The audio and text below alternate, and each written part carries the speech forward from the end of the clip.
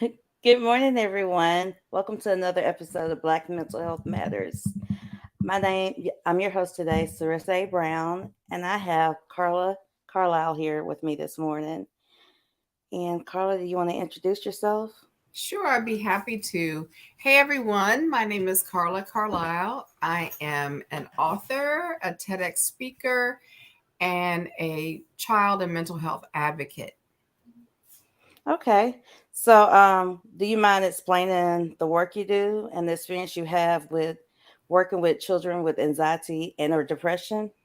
Sure. So, my story, my path to this was based on personal experience, lived experience. I became a foster parent to my son when he was 10 days old.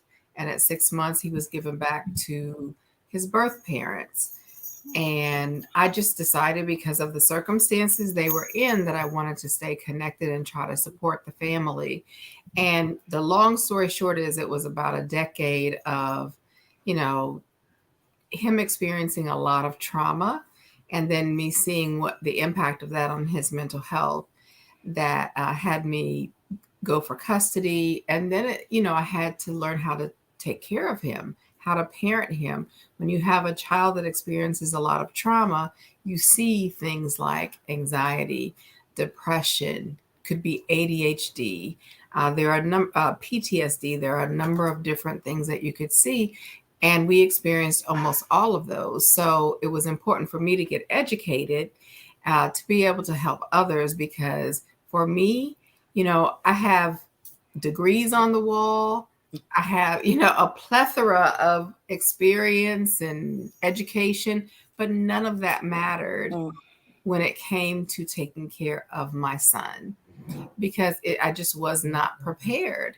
So I decided to purpose myself to twofold really. One is to help kids learn how to process their emotions early, like in a healthy way.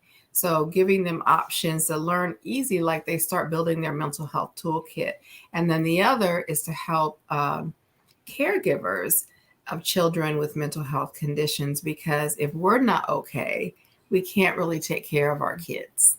that's true. That's so true. I always hear the saying have to. It sounds selfish, but you have to take care of yourself You first have before you to. take care If of you're others. trying to pour from an empty cup, nothing's coming out, right? They Girl, even say when you get on the plane, right? People use this a lot, but it's true.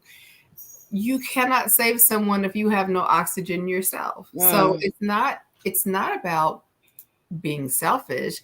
It's really what you have to do to be a good caregiver. You have to do that. okay. And everyone, if you're just tuning in, we're talking about depression and anxiety in children. We're talking about children's mental health today. And before we go on, I want to give you your flowers. I heard you wrote a book. Will you tell us about that? I actually have 3 books, but the book that you're probably talking about is a book that I did with my 12-year-old son called My Big Notebook. And this book has won a couple of awards. It's basically an interactive children's notebook that, I'm going the wrong way. There we go. That helps kids learn how to connect thoughts, feelings, and actions, as well as understanding like what triggers are. I mean, there's a lot to it, but it's in kids' terms. Mm, And it's all based on the experiences of my son, JC. So JC is all through this. When I was going a little too far in one direction, he's like, Mom, that's enough. Okay, I want these faces to mean this. I mean, he was all through this book. And there are coloring pages, journaling pages, and it's just been quite an amazing experience to be able to help kids along mm. early. We're talking about elementary school, middle school. So to be able to provide this, because when we did our research, we couldn't find anything else like it in the market.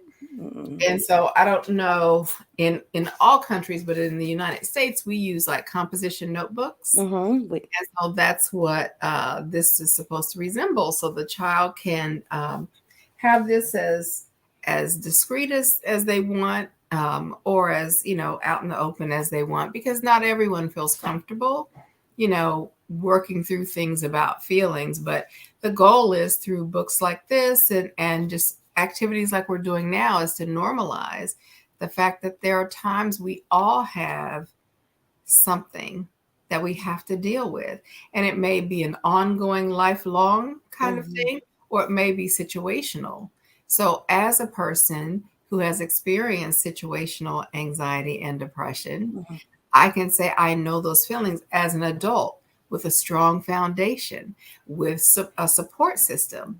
But I think about how a child experiences that and they don't have the tools. So Yeah. the goal is to help provide the tools to the children, but also bring the parents along. Because if our parents don't understand or our caregivers don't understand, then it makes it hard for the child to feel okay with, doing this. If sometimes we find some, strong-willed kids who are like, this is what I'm gonna do. I don't care, what mom and dad says, but it's best to have, caregivers on board. Well, I'll start off by saying my mother is wonderful, just a wonderful woman, and always supported me. But I lost my sister when I was 8. I've lost 2. Mm. Oh, And we were so just talking about this yesterday. I was like, "Did you know I was depressed? When did you know I was depressed?" She said, "I thought when you lost your sister, but I wasn't sure." Then it started Mhm. coming out in other ways in middle school, but she never understood it. She thought that people get sad and it goes Mhm. away. So Mhm. she didn't understand it to my adulthood. So I wish there would have been tools like that Yes, for yes. me and her. Yes, absolutely. And I think that, I mean, the world is changing and our kids are exposed to so much. Why wouldn't we pour into them something that's going to help, right? Right, right. And so, to your point, in your case, maybe it would be an opportunity, to open up dialogue between you and your mom. Mhm. You know, Right. chances are she probably didn't know that much about anxiety or depression.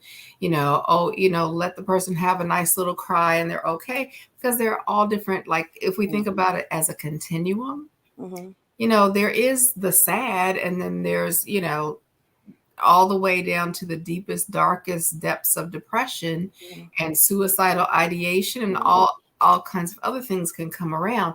But if we don't even know like the basics, Mm-hmm. it's hard to provide support. And so I'm a big believer, and I know this is available in the United States. I believe there's an international opportunity too, but two things for caregivers that I would strongly encourage. Um, One is mental health first aid, and that's like an all-day course. And you can look up mental health first aid online, and I believe they're free. If they're not free, a lot of organizations sponsor it. And then the other one is called QPR, Question, Persuade, Refer. That's about a 90-minute to a 2 hour ish um, training that helps you, if someone is in crisis, to, or even way more sad or down, or you just can't put your fingers on it. It's to help them. You help them by, asking good questions that will make them comfortable opening up.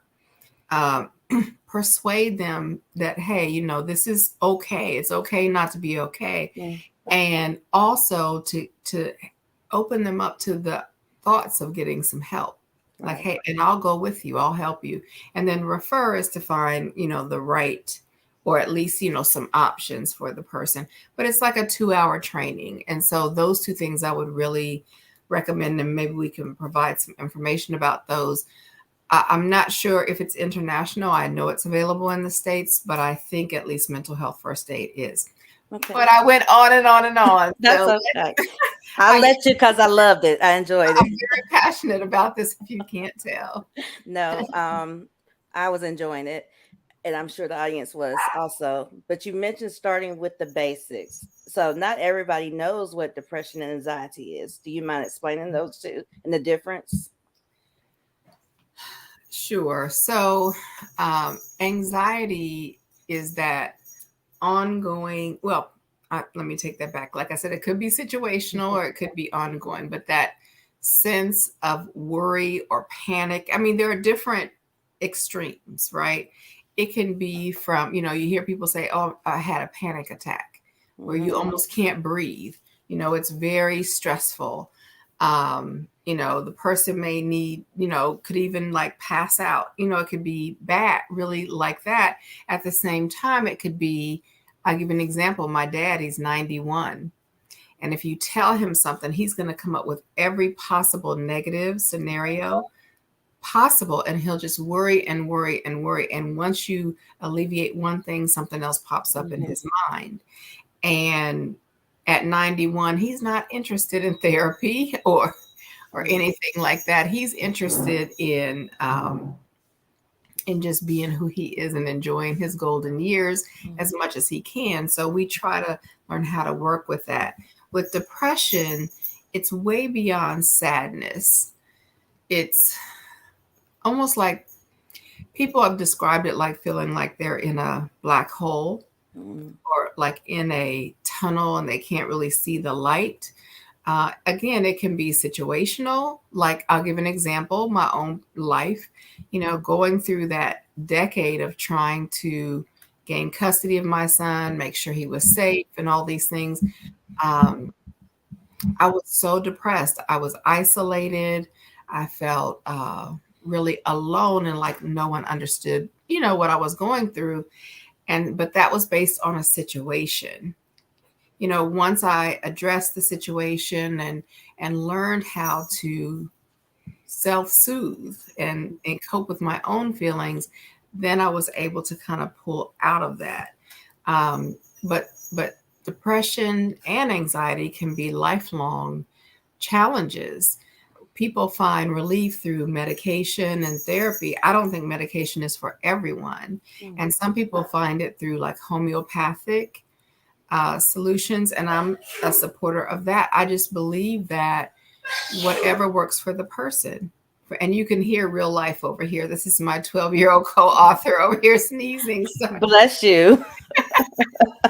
So, but I also find like for me, when I exercise, it improves it. Now I can say that for me, but for you, it could be totally different. That may be stressful to you. So it's working, especially with a trained professional, a coach, someone who can help you down the path of, how can I manage this? And it could be for a season or it could be for a lifetime. And how it's managed can be based on what's going on in your life. Like it can change. An example is, my son has been on some form of medication since he was 6 years old. He's going through puberty. What worked before does not work now. So we have to go through and try different combinations of his medicine while trying to keep his medication at a minimum, right? Because we don't want to over-medicate. I'm so sorry. That's okay. Well, while we're talking about that, why do you think that they're often diagnosed together, though? If they're different, why do doctors normally diagnose them together? Because oftentimes they can go hand in hand. I think for different reasons, but I guess what I would say is imagine yourself in a current state of feeling anxious. It makes it difficult to enjoy almost anything. Now, and I'm not saying it's a cause and effect necessarily, but I'm saying a lot of times they do go hand in hand. But what I found is, especially with children who have experienced trauma, is that anxiety and depression can be, just related to trauma. And many kids, and sometimes they're not diagnosed this way, but it can result in post-traumatic stress disorder. And under that umbrella, oftentimes they include ADHD, anxiety, depression. I mean, it's like you really have to get educated as a parent or caregiver to understand, like, what does all this mean? So just based on my own personal experience and then talking to other parents, especially foster and adoptive parents who oftentimes their kids have experienced, well, pretty much any kid that's been in foster care has had trauma, right? And it's been pretty consistent in terms of what they've said. It's like, I have to establish a partnership with my child's doctors. I have to become the lead advocate for my child. Yeah. Yeah. But you don't have to do it alone, because there are organizations across the world that typically offer some free support to help you advocate for your child and yourself. Okay. So, what do you see as, back to the children, now that we Yeah. got the basics out the way, what Yeah. are some signs or symptoms you normally see in children when they're starting to experience depression or anxiety? So, it can range, of course, but just some possible changes would be going from a happy child who presents happy to a child who is withdrawn or presents as very angry. And we hear this in adults, right? The angry Black man, the angry Black woman. It's not necessarily about being angry.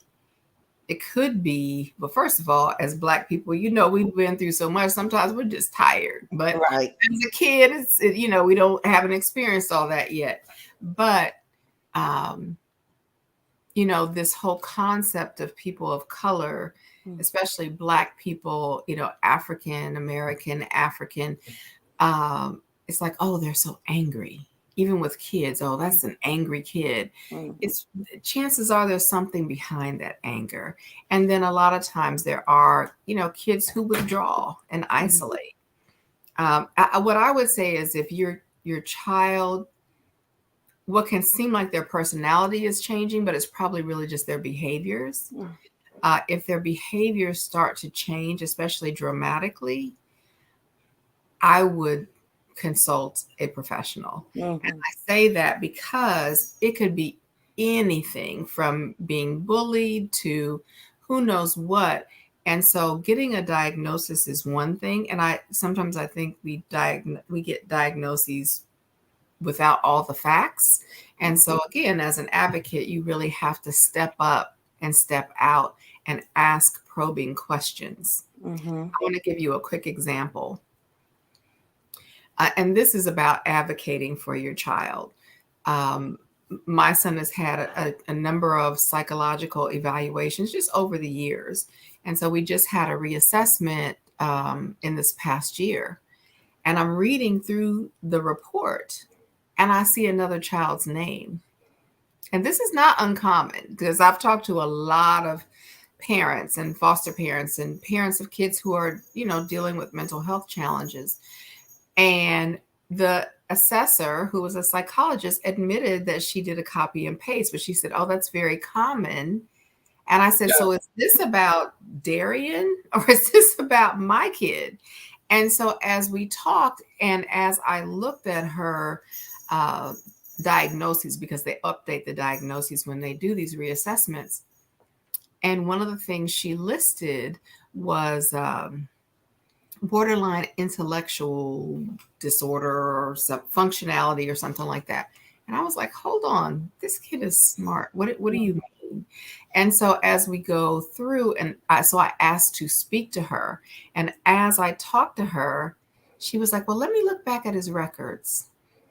Okay, well, I see, how much he struggled back in 2016, 2017. Oh, and he's made a lot of progress. So in the assessment, what she said was, if he'll be able to do great work with his hands, which will be great if that's what he wants to do. But I'm not going to limit my child, because I know he's smart and I know the sky is the limit. And so after she looked through everything, and I took the time to press her on it, because we're paying you. Whatever the insurance is, Medicaid, out of pocket, whatever it is, we're paying you for a service.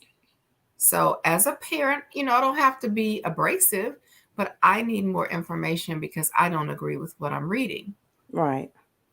And so as I'm asking the probing questions, she says, well, now that I look at it, I would say, really, his inability to finish something has more to do with like ADHD type symptoms, like lack of focus, versus his intellect. And she said, I would say if you keep doing what you're doing, the sky's the limit. But if you stopped everything right now, then he could do really great with working with his hands. How many of our kids that are in foster care or in orphanage or in orphanages or whatever, it is, or just who have parents who don't know that they can ask questions? How many of our kids are just misdiagnosed or not provided the appropriate support because we don't know what advocating looks like Mhm. and what our rights are and what the child's rights are? Because in most countries, our children have some type of right to support and education, and it can take on different faces, like what that looks like. But most of the time, we have some right and opportunity to question in a partnership way, what we see and hear from medical or psychological professionals. I completely agree with you. I told you my daughter's 22, so much older than your son, but she was younger. And from a young age, I taught her advocate for your care, and you are a partner in your care, and don't let them treat you any different. So when we That's would go into appointments, I would make her say what was wrong, and if she didn't agree, say it. I'm sitting there, and yes, of but then course. and so now it's like she's like, no, that doesn't sound right. That that's not what I told you. And so Right. That's awesome. we have to Yeah, teach them that. And so, absolutely. my next question for you is about stigmas. Children that have, mental health issues, what kind of stigmas have you seen or do you see any? Of course. And it mainly, honestly, so I have a 21-year-old also, and that generation seems much more open to mental health and how they manage it. In fact, I had a young man, we were talking just in general, and then in the United States, there's a suicide helpline. Hmm. And he just casually mentioned to me one time, when I called the helpline, I'm like, in my mind, I'm like, what? But I was so glad he did it. And it was no big deal. I've also had them go through the youth mental health first aid, like, so that they understand it, and they see, like, uh, increased chance of suicide and all these other things if you don't deal with what's going on. And I even had a young lady call me and she said, I just feel like I've always felt kind of depressed, but now it's getting like to the point where it's hard for me to function. And so we talked about her next steps, and it wasn't about stigma for her at all. However, where I see a lot of stigma is with the parents. Like, the parents are like, no, there's nothing wrong with my kid. Hmm. But see, it's just like, I have friends, and this isn't necessarily mental health, but I'm just sharing this because we all have different things we deal with, whatever it may be. I know a woman who's a staunch advocate for her son who is on the autism spectrum. Hmm.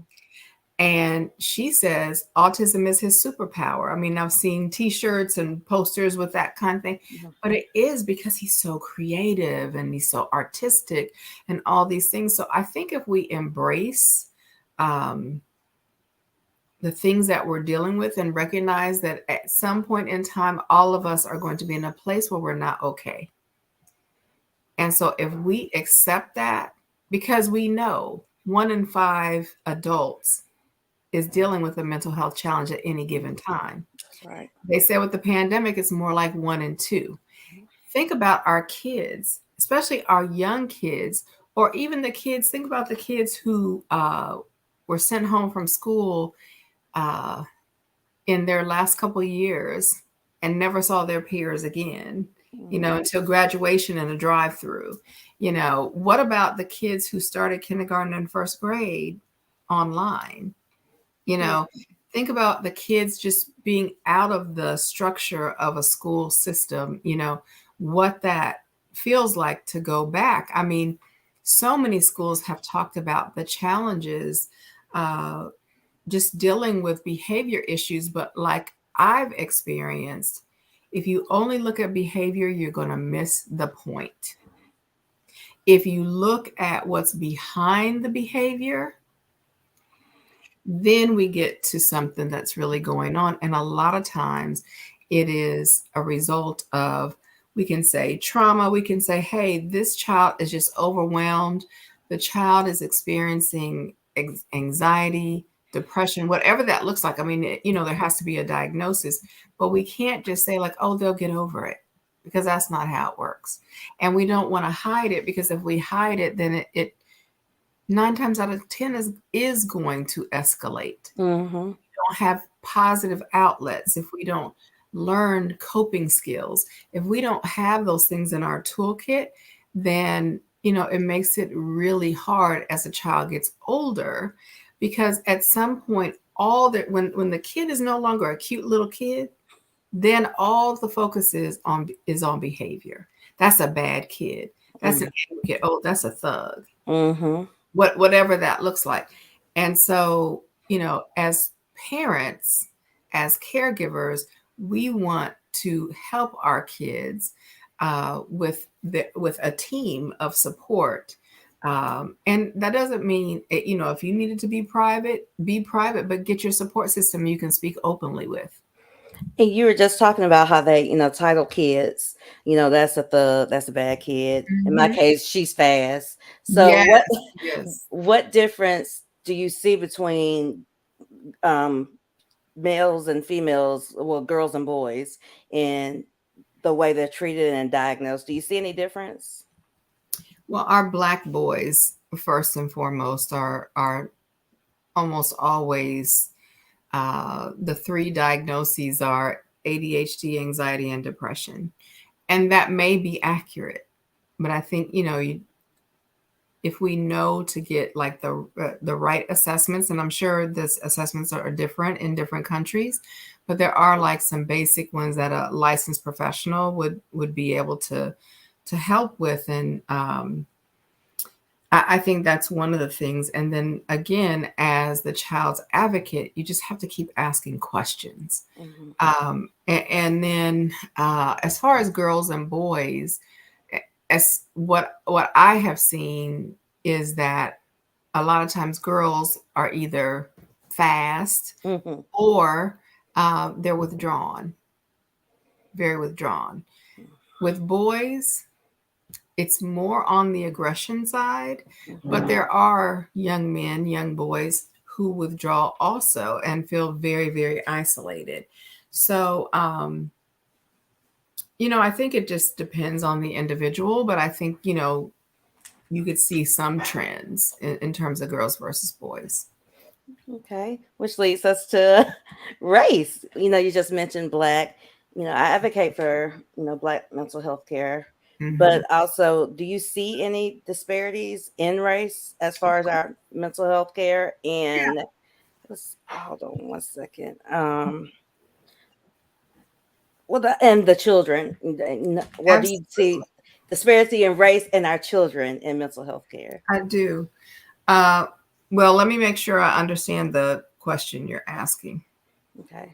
So you're asking me, do I see a difference in how children are treated when, like in, okay. So what I would say to that is, there are microaggressions, there's implicit bias.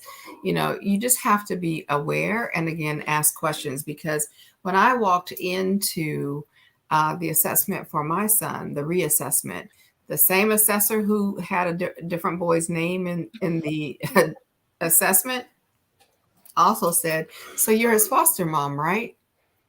And I used to be his foster mom, but I'm not. But why did you assume that? And there's nothing wrong with being a foster mom, but you're already coming to the table with certain assumptions about my child and his situation. You can ask who I am. Don't assume, that he's not with his parents. You just can't assume anything. When you're assessing someone, you should be coming with an open mind, but that's not what we always see. So I think that the bias that we see in every other field, if it's a medical diagnosis, if it's, you think about how many Black mothers lose their babies or lose their own lives. If you think about all of those things, we're always dealing with some type of bias or prejudice, or even if the doctors and staff don't know. That's why when we look for support, especially for a therapist or a psychiatrist, psychologist, we have to vet them. We have to ask the probing questions. We want to understand their experience. Are they culturally aware? And it doesn't necessarily mean they have to be Black, but they have to be open and be willing to partner with you. The days of, I can tell you with my parents, it's like whatever the doctor said, that's what goes. Those days are over. We're partners. That's right. Again, we're paying you. No offense, but I mean, it's a partnership. Like, you're an expert in what you're an expert in, and I'm an expert in what I'm an expert in. And if we work together, we can really do what's best for this child. But if you think I'm just following you, no, that's not it. We're partnering through this. And just like with schools, sometimes schools, they don't, there are challenges with schools connecting with or honoring like a parent's concerns. And there are advocates out there to work with you. I've been in the States, we have IEPs, individualized education plans. And I've been in an IEP meeting where I've said something, and then my advocate from Mental Health America said this exact same thing. And they were like, Amy, that's a great point. Well, you know what Amy looks like, and you see what I look like. But, and then also, and I've said this, okay, now I would not recommend this, but I'm just saying, like, sometimes you have to let people know who you are. And I'm not saying it in a combative way, but I've done my research. When I'm coming to you, we are going to work together or not. We're not going to work at all. That's just it. And I say it in a passionate way because I think that so often we walk out of meetings like that with schools or with medical professionals or with therapists or whoever that may be, feeling let down, feeling like we weren't heard. And it's not just like, oh, that hurt my feelings. No, I don't think you heard me, and therefore I don't think you can give my child the best support possible. That's what it's about. You've mentioned IEPs, and this is funny now. It was not funny then. My daughter also has, her mental health issues. And so we didn't know about IEPs. That was never mentioned. I probably needed it in school. No one ever mentioned it, but it's because she was getting counseling and all that care, it came up. And so when we got it, they still weren't doing it right. I was already frustrated. We didn't know this was there all these years. And so I guess they considered me the angry Black woman when they weren't enforcing it. The things that they said that they worked with me and the psychologist to do, they weren't doing it. So I had to keep coming up to the school advocating, and then they stuck me with the Black man, and we worked together just fine. He heard everything I said and understood. There you go. You know what? That worked out. But I have said out of my mouth before, the way this story was told about a particular incident with my child, and the way I responded to it was, Carla did this like almost like in an aggressive way. And I had to do one of those, oh, you don't know who I am. Not like I'm just some famous person or anything. No, I am a mom. Trust and believe I'm going to advocate for my child. We don't have to be combative. But when a school administrator says to me, oh, your son did this, which he didn't do. No, he hit a teacher. He did not. And so I go up to the school, and we eventually have this meeting, and the person is the administrator standing by it saying, I was told your son hit this teacher, but the teacher herself said that narrative is false. He did not hit me. And this is what happened instead. And so when I said to the administrator, I don't believe anyone told you that. I said, I think you embellish because you see my child as someone with behavior problems. I said, I don't believe you. And I know that's a little combative, but I was at my wit's end because you're not going to label him as some, and by the way, the teacher was pregnant too. So no, we're not doing that. So anyway, long story short, I said, well, who told you that? And her response was, none of your business. Exactly. So my advocate said, who is not Black, said, did someone just tell me this is none of my business? What was that? And she was appalled. But it's like, no, that's not how we partner. There's no partnership whatsoever. And that has to change because we're both adults and people will respect you if you stand up for yourself and your child in an appropriate way. And this wasn't a planned question at all, but I see you're very passionate about, foster children. Probably we call it DHR here in Alabama, but it's like CPS other places and stuff. Do you see a difference with the way mental health is treated for kids in DHR, CPS care or foster care with their mental health?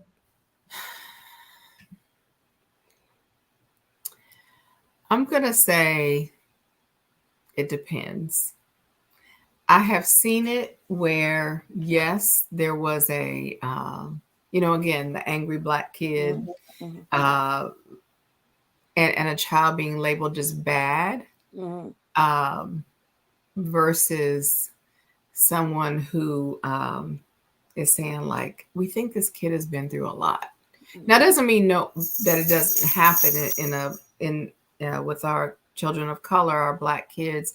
But a lot of times it's, when you think about it in the United States, in the first year in care, children usually experience about 3 placements in their first year.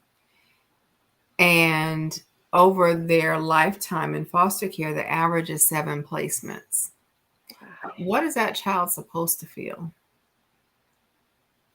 And honestly, that was really part of what prompted us to do our book, My Big Notebook, is because these kids lose not just their physical belongings, but a sense of belonging. So we created our Buddy in a Book, My Big Notebook, to help children have some place where they feel like they belong, somebody who understands, at least somewhere where they can express. Through coloring, journaling, whatever that looks like. And there are exercises in there too. But the point of it is that, and I'll just say this, it's in another state, but there's a young lady I know who has fostered and adopted. She's African-American and so is her husband. They fostered and adopted Black and white boys. And the adoptions for the white boys took twice as long as the adoption for the Black boy, and they all had similar circumstances. I bet. And so, yeah, like I said, there is bias everywhere, and we have to continue to advocate. So I'll give you an example. It wasn't necessarily about race, but we went through like 2 different service providers before we found the right one when he was really in crisis to do like intensive in-home therapy 3 times a week. You don't have to stick with what is handed to you.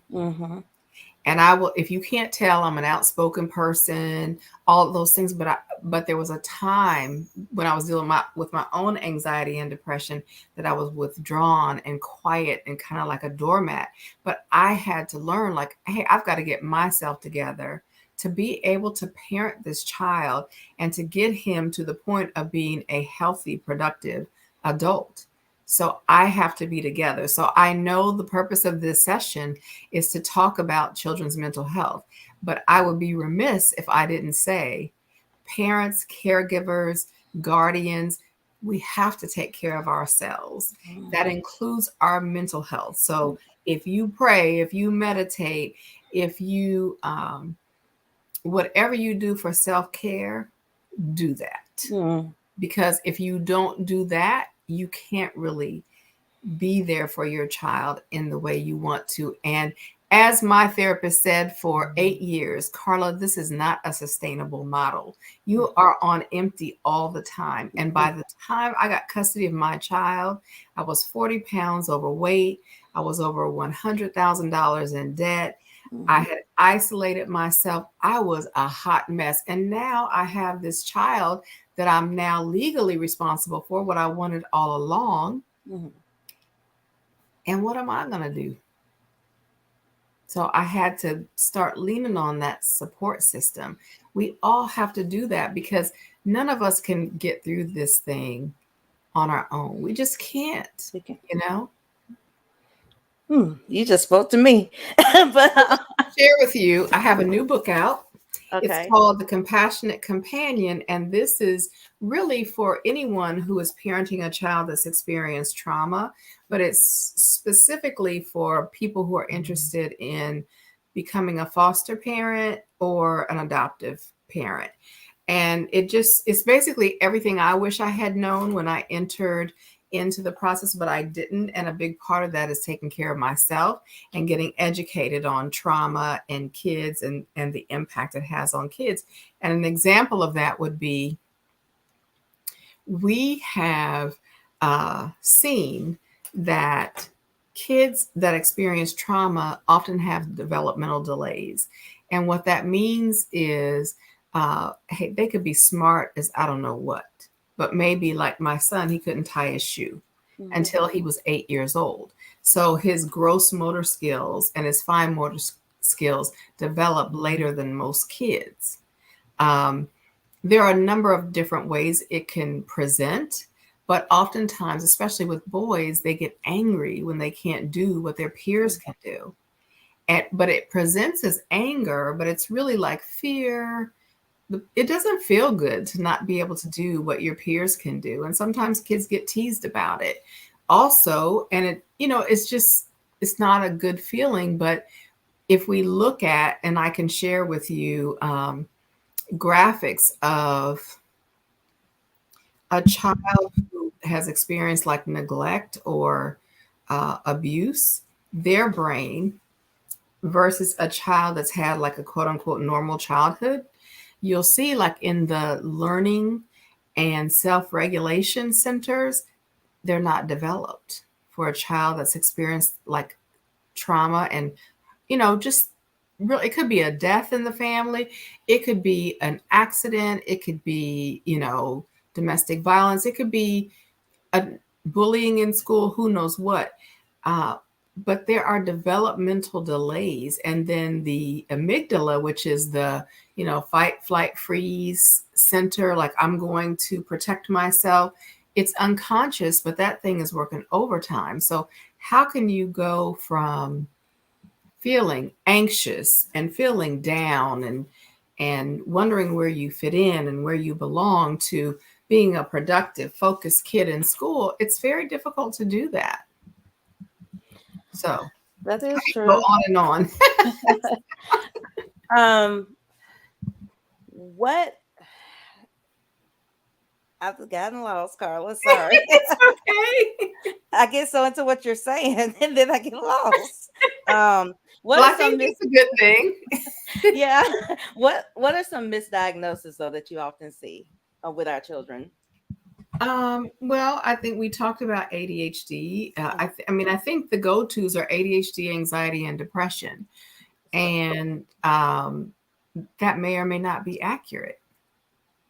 I mean, sometimes a child might have a processing disorder, and what you see presents as anger or, something else because they just don't know how to express it. Sometimes we have problems expressing. So, what do we expect of a 6, 7, 8-year-old kid? Or even one of the things that I wanted to mention is that getting support, whatever that looks like, if it's, and if you're not comfortable with a diagnosis, you can, ask for more details, or you can get another opinion. And that is perfectly fine. And again, you want to get someone who's culturally competent. The tools are what they are, and I think all tools have some type of bias in them, but I think that's what we have to work with at this point. Well, that segues into the next question, and you've touched on it a couple of times, but what support can parents and guardians get for themselves and for their children? So, and I'll speak specifically in the United States, but I believe from what I understand, there's similar support in other countries in Africa and all the Black countries that we have, which I love, by the way. I love that we're all doing this together. Like it just really warms my heart to see this connection of Black people from all different places really focused on our mental health, man. It just blows me away. But I digress. So ask me the question again. Okay. What is the best way for support? What kind of support Okay. can parents or children get Yes. for themselves and their children? Yes, thank you. So in the United States, there are two organizations that I would, well, three really, that I would make mention of. The National Alliance on Mental Illness is one of them, NAMI. And NAMI has free classes. They have support groups. Now, I'm going to say it may or may not, depending on where you live, be culturally appropriate. But the training could be helpful to anyone in any walk of life, in any situation, because you learn the fundamentals that you need really to understand what support looks like. Mental Health America is another one. Near me is Mental Health America of the Central Carolinas, but that's another one. I mean, honestly, this forum right here is something, I feel like every parent should connect with us on LinkedIn. We have really incredible conversations, and there's so much to learn really about the strides that are being made in different countries and how we can look outside of what we know to expand our toolkit, right? Because in the United States, at least, I feel like we always think we know the most, but we don't. We can always learn. There's always that opportunity to learn. And then I would suggest, and this is one of the things I talk about in the workshops that I give, is called Care for Caregivers. I would suggest for parents and caregivers is to look at your support system. And first of all, maybe you don't have one and you need to establish one. And what does that look like? There's emotional, spiritual, physical, mental support, and there's probably a couple other things in there too, financial, because we don't realize like the impact of our mental health and whatever we're going through on our finances. What do people do a lot of times when they're depressed? Well, some people spend a lot of money. Some people spend money that they don't have. I mean, if we're not together, a lot of times it's hard to focus on finances in a healthy way. So I didn't used to say finances, but I've seen it time and time again that can be an issue. And so you got to stand up your support system. And one of the main things, if you don't come away with anything from this hour, I would say, don't be too proud to ask for help. And if you don't get help from the first call you make 3 more calls. That's right.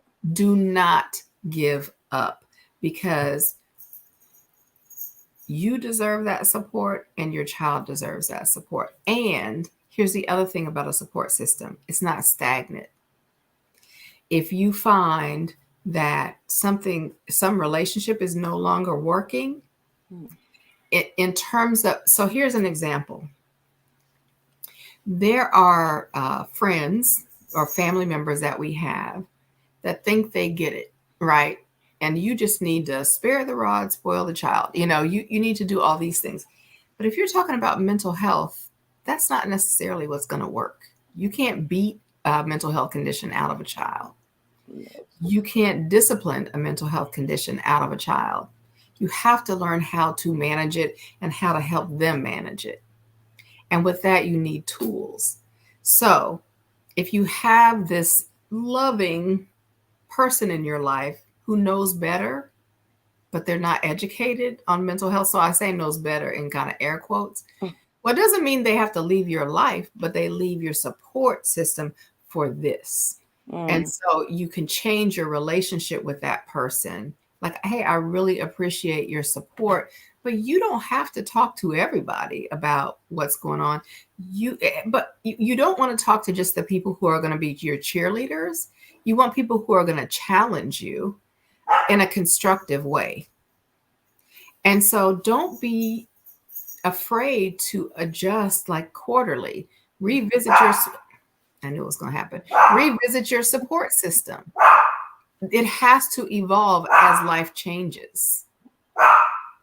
Okay. And we mentioned mentioned several times of getting tested, going to get tested, but not everybody knows what that means, assessment and all that. Can you tell parents what to ask for or where to go? Do you have that type of information? Yes, of course. So you can go to your primary care physician as a starting point. If you are, so this is what I'm going to ask that we do is, as I talk about resources that are available in the United States, we want to make sure that we talk to our colleagues in other countries and find out what similar resources are, so that, you know, we're being as inclusive as possible. So I'll share what I know in the States, and then we can expand from there. I'm sure we'll have further dialogue. If you're in the United States, and you can probably access it elsewhere too, MHA.org, they have free, just online questionnaires that you can take that can help you kind of understand what you're dealing with. It's not a diagnosis. It's just like, you can take this to your physician, the child's pediatrician, and say, hey, I have some concerns. In fact, I think it might even be mandatory now, most doctor's office and pediatricians, at least the doctor's offices like primary care, will have a questionnaire for you. Like, have you been sleeping at night? Have you been worrying a lot? Is it affecting your day-to-day? You know, those kind of things. All those questions feed into it. And then I'll give an example. Like, if you have a child that's had like a trauma background, there's an assessment called a TICA, TICCA. And that is to kind of assess the level of trauma a child has experienced and how it's impacting the child. Your primary care doctor, or if there's a therapist that you know can help you with an assessment. You don't need to know the names of any of them. Just know that you can get support through a therapist, a psychologist, a psychiatrist, or your primary care physician. Just got a compliment that I put on the screen. Yay. Well, we're about to come to a close, probably right on time. But before we go, I want you to shine, Carla. You have 3 books and a lot of stuff going on. And so tell us where to find you and more about you. Sure. So my books are on Amazon. This is the first one. It's called Journey to the Sun. And that is adult only. That's a raw and uncut version of my journey to my son and to becoming his mom. Also on Amazon is my big notebook. We just had it translated into Spanish. That will be coming out soon. So I'm excited about that. And the last is The Compassionate Companion, Supportive Guidance for Fostering and Adoptive Caregivers. And really, what happened, I can't even say my goal, was to take our test and it's turned into our testimony for my son and for me. And so in that, I've been able to connect with just amazing people across the globe to see that, I already knew, hey, I'm not alone, because I see all these statistics of kids and, all the things that are happening in the world, I know that our kids need support. And if they need support, we have to get support to help them as well. And so I'm at, my website is carlaacarlisle.com. And there you can watch my TEDx talk, Becoming Trauma Informed Changed My Life. You can read more about each one of my books and the speaking engagements I've done and that kind of thing. And I'd love to chat with anyone who likes to talk about children and mental health, but you will not ever have a conversation with me in which we don't talk about taking care of ourselves too. We It need has to go that. hand in hand. Well, I really enjoyed you as a guest. I'm Sarissa A. Brown, your host, and thank you all for watching Black Mental Health Matters. And we talked about children and depression and anxiety today. You have a good day. Thank you. Have a good day.